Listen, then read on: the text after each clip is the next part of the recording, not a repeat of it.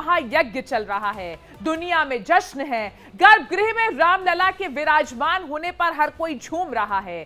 करोड़ों राम भक्तों की मनोकामना आज पूरी हो गई। लेकिन इस शुभ घड़ी में प्रधानमंत्री मोदी भावुक हो गए।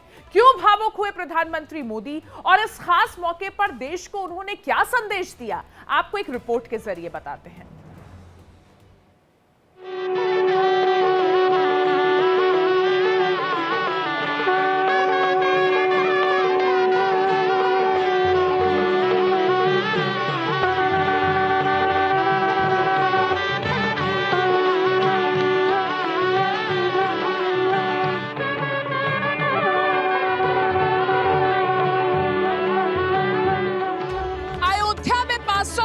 इंतजार खत्म हो गया। अयोध्या की पावन धरती पर श्री राम लला का आगमन हो गया। इस मौके पर करोड़ों राम भक्त खुश हैं, नाच रहे हैं, झूम रहे हैं। राम नगरी अयोध्या में भगवान श्री राम के आगमन की धूम है। अयोध्या में माहौल यज्ञ का बना हुआ है। पूरे देश में राम के नाम की धूम है।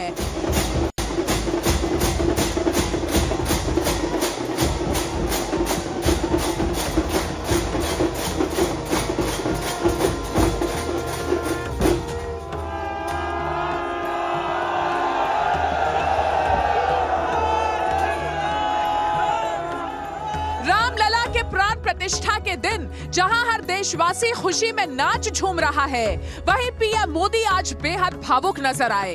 इस दौरान प्रधानमंत्री मोदी के सिक्योरिटी गार्ड उन्हें संभालते दिखे।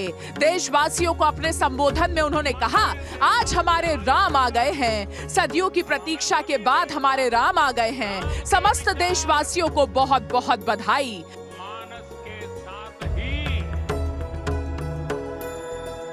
आज हमारे राम आ गए हैं।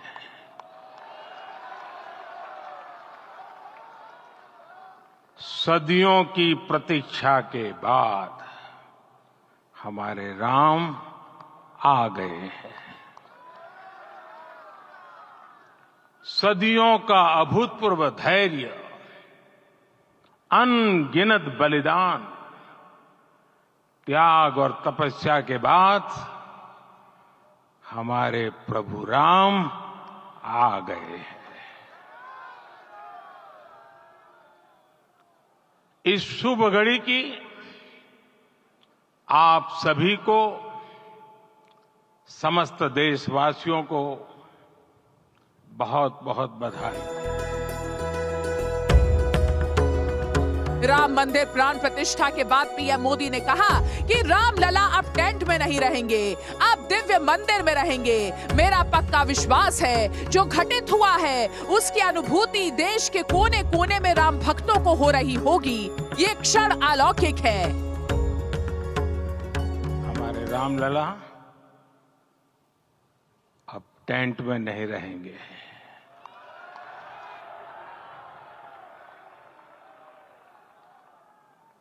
हमारे रामलला अब इस दिव्य मंदिर में रहेंगे। मेरा पक्का विश्वास है, अपार श्रद्धा है कि जो घटित हुआ है इसकी अनुभूति देश के, विश्व के कोने कोने में राम भक्तों को हो रही होगी। ये क्षण अलौकिक है। ये पल पवित्रतम है। ये माहौल, ये वातावरण, ये ऊर्जा, ये घड़ी प्रभु श्री राम का हम सब पर आशीर्वाद है। इस शुभ मौके पर प्रधानमंत्री मोदी ने कहा, मैं आज प्रभु श्री राम से क्षमा याचना भी करता हूँ। हमारे पुरुषार्थ, त्याग, तपस्या में कुछ तो कमी रह गई होगी कि हम इतनी सदियों तक ये कार्य नहीं कर पाए। मैं आज प्रभु श्री राम से क्षमा याचना भी करता हूं। हमारे पुरुषार्थ, हमारे त्याग, तपस्या में कुछ तो कमी रह गई होगी कि हम इतनी सदियों तक ये कार्य कर नहीं पाए। आज वो कमी पूरी हुई है।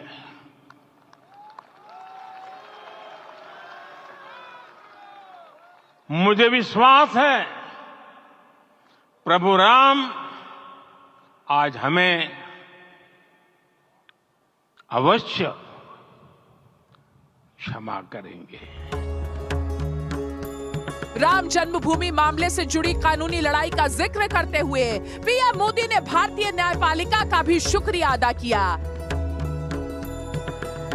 संविधान के अस्तित्व में आने के बाद भी दशकों तक प्रभु श्री राम के अस्तित्व को लेकर कानूनी लड़ाई चली।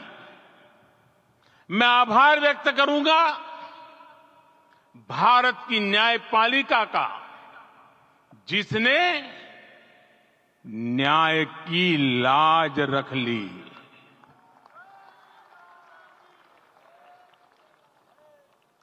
न्याय के पर्याय प्रभु राम का मंदिर भी न्यायबद्ध तरीके से ही बना।